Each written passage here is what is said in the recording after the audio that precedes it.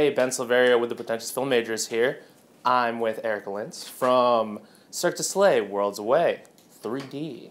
Everyday life can sometimes seem ordinary. So it's natural to crave something more. Let's start with describing Cirque du Soleil for someone who's never seen it or heard of it. Ooh, okay, let's try. Cirque du Soleil is like taking a bunch of Olympic caliber athletes of all disciplines, primarily flipping, twisting, and twirling types of disciplines, and combining their skills with imagination from another world and lots of rhinestones and extraordinary makeup and basically spectacles larger than you can imagine. Very cool. So how does the live experience compare to the movie that you star in? They're sort of different things. So in the live experience, no matter what you do, you can't take the danger and the what happens if that you get in live theater and put it on screen, because there's something magical about the fact that anything could happen at any moment when you're sitting in the theater.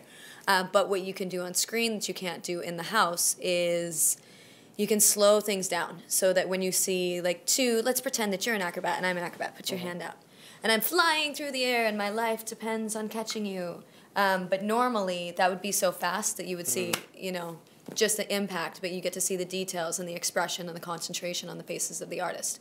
So that's something really cool. It's like peeking behind the curtain, and even if it's become kind of a commonplace world for you, that you're really super educated on circus and you're really a super fan of Cirque du Soleil, you'll get to see things that you could never see from the audience.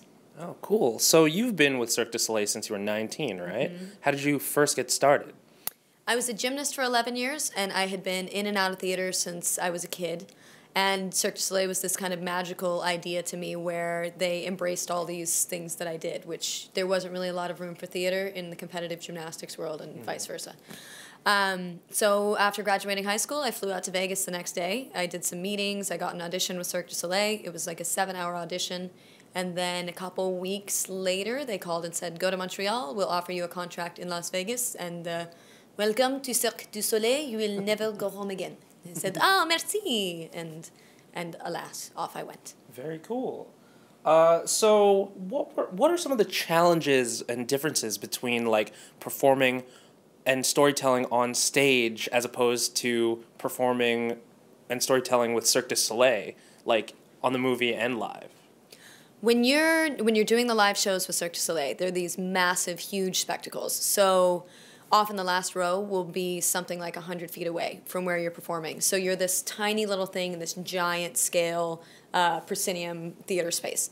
So if you want to indicate something about your character to the last row, say that she's heard something, then it has to be big enough that it uses your shoulders and your hands and all this gesture. So it's a really exaggerated form of theater, and it's necessary to be that way because the characters in that world is so much larger than life. Then suddenly you're standing in front of James Cameron's 3D camera telling Andrew Adamson's story, and your face could be 20 feet tall on the screen. So everything has to be internalized and taken to a much more subdued and personal kind of place. So it's almost like the action has to play behind your eyes because it's going to be so exaggerated with the technology. Oh, cool. Speaking of the technology, I feel like it was made for this type of movie. Totally. What were some of your experiences working with the 3D and James Cameron, such a daunting name in the field, with something like that? I think that James Cameron at moments was like a kid in a candy store on this project because Andrew Adamson was taking care of the narrative primarily. He created this world, which, by the way, he did Shrek and the Chronicles of Narnia. So he's this great kind of mind in the fantasy universe, which is a perfect match, really, with Cirque du Soleil. And then Jim Cameron comes along, and he is this adventurer / storyteller / scientist. So he shows up and he gets to hang from harnesses 70 feet in the air with a 3D camera shooting down on the action. Or he was under the water at O shooting up at the things that were happening above him. And it's cool. He brought this whole vision to the story. Just the most original ways to use the set, the moments, those things, the capturing of, the catching of your partner. And he brought a lot of that to life in a way that I think really, it kind of replaces the lack of the what could happen next, danger of the live theater. Okay. So your character, Mia, goes through all these different Cirque du Soleil worlds. And you've been in Ka, right? So after experiencing all these different productions, which one, or are there any that you would love to like take part in now that like you've tried it out, if you had the opportunity?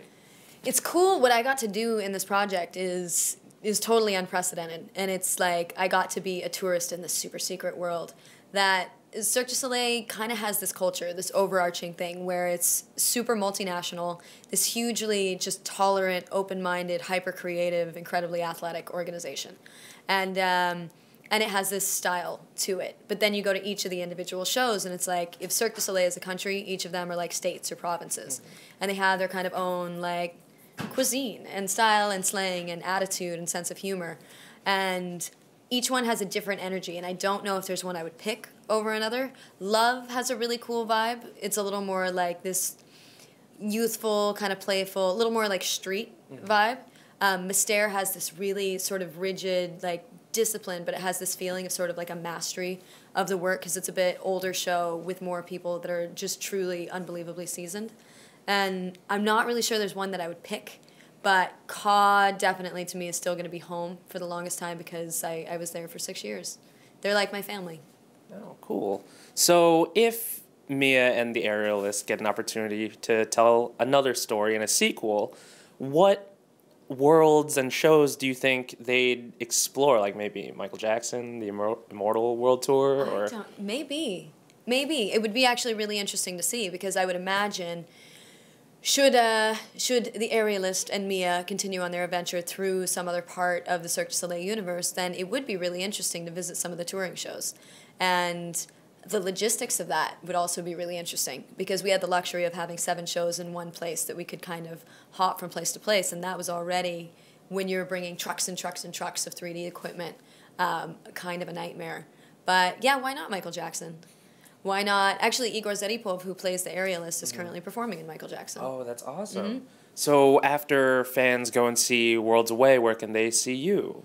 You can see me. I'm kind of all over the place right now. I do stunts in kind of film and television and a little bit of acting, and I kind of freelance circus all over the place. But you can always find me at Circus Couture, which is an annual charity event that I throw in Las Vegas, which will probably be in the fall of 2013.